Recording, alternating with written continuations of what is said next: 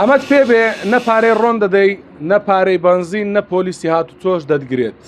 ئەمە یەکێکە لەو پاسکیلا یاخود لەو مانتۆڕە شەحنانەی کە لە ئێستادا بەهۆی گرانی نرخی بنزینەوە خواستی زۆری لەستەر. من لە مەیدانی مانتۆڕان هاتوومە یەکێک لەو دوکانانە دەمێ پرسیاری ئەو بکەم تا چەند هاوڵاتیان هاتون مانتۆڕە بنزینەکانیان ینی فرۆشتووە ئەمانیان کڕیوە لە لای کاکسەنعانم کاکسەنعان سڵاوت لێ بێ. سڵاو بەخێر بێ پێششی بەخێراتنی بەرنامە جوانەکەتان دەکەم کەناڵی 964.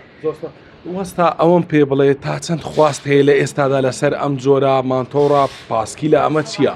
وڵات تەبعاً ئێستا سار بە سار خواستی زیاتر لەسەر ماتۆر شعان دروست دەبی لەبەرەوەی ماتۆر شعان مەسارفی کەمترە و بنزین ناخوا و مرور نایگیری یعنی زۆر بەرەو پێشتر دەستن سال و سار یعنی مواسفات و کوالیتەکەش بەرزتر لێبیتەوە. باش ئەوانە چەند پاتریان هەیە؟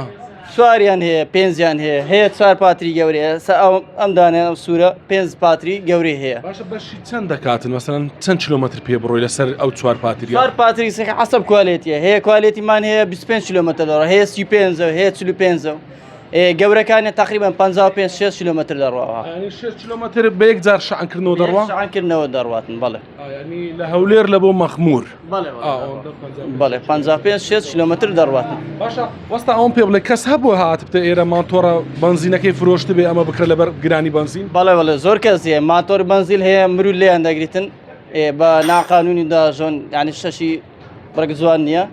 دێنەو ماتۆر شعانانە دەبن ئەلێرە ئیشی دلیڤەری پێ دەکەن ئیشی هاتوچی دوکانی خۆیان پێ دەکەن یان دەچن لۆ سەرکار لۆ زۆر ئیشتکە بەکاردێتن. باشە بە دیاریکراوی ئەم هەفتەیە کە بنزین گران بووە ئەم هەفتەیە خواستا چەند زیاتر بووە؟ بەڵێ 100% خواست زیاتر بووە هەر ئەم ساڵە خواستی ماتۆر شعان یعنی زۆر بەرەو پێسووە تقریبا 150 فەرقی لەگەڵ پار. باشە ئەگەر هەفتێک پێش ئێستا ڕۆژانە 3 قڵتان فرۆشت بێ ئێستا بوویتە 6 قڵ؟ زۆر زیاتریش بیان لە پێشبینیم نەکرد کە ئەو ساڵە بازاڕی ماتۆر شعانەوە بەرەو پێویستن. سەلامەتیەکانی چییە لە ڕووی تایە و ئەوانەی سەلامەتی تێدایە ماتۆڕە؟ لە ڕووی تایە سەلامەتیەکەی مەسەڵەن هەیە کوالیتای نزمە هەیە باشە یعنی عەسەب کاوی کە دەهینی دەتانی عنی کوالیتی نزم کە زیاد کە ئەو هەیە لۆنە. ئەمە نرخەکانیان لە چەندەوە دەست پێ دەکا؟ نرخەکانیان دەستی دوومان ئێسامە لە 200,000 دەست پێ دەکە خواردترەوە زیاترە 230 250 هەتا 600 و 700 وانەش دەڕوە. بەڵێ